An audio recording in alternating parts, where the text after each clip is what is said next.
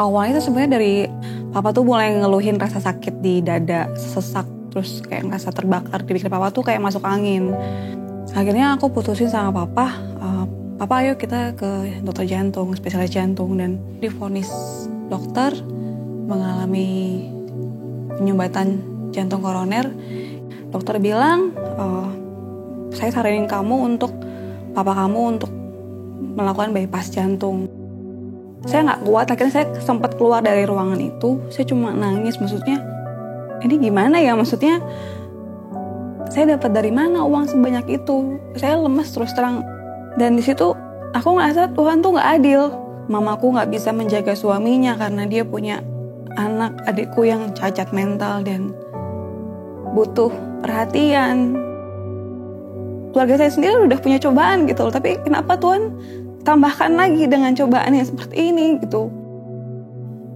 Ketika saya merasa bahwa Tuhan itu jauh, tapi dia menunjukkan kasihnya kepada saya dengan cara yang gak saya duga, cara yang gak saya harapkan, cara yang gak saya pikirkan. Tiba-tiba aja koordinator dari care department BBM saya, Stella, kami ada ngumpulin dana buat papa kamu. Uang yang mereka kumpulin itu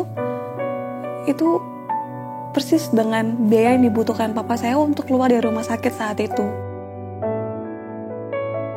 Hal itu membuka mata saya lagi bahwa Tuhan tuh deket sama saya dan saya percaya sama dia.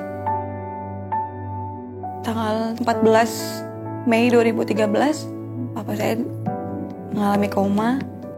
Dalam hati saya bilang sama Tuhan, Tuhan, kalau memang Tuhan mau panggil papa saya, Tuhan panggil aja, karena saya nggak tega Tuhan lihat papa saya seperti itu. Saya dan mama saya bersepakat sama adik saya, kita lakukan yang terbaik. Kalau memang Tuhan mau panggil papa, itu otoritas Tuhan. Saat itu papa saya mengalami gagal nafas dan harus pakai ventilator, dan waktu itu ICU-nya penuh. Kami sempat bersiap untuk ke rumah sakit lain, tapi saat dipasangkan ventilator manual sebelum ke ambulans, papa saya udah nggak ada.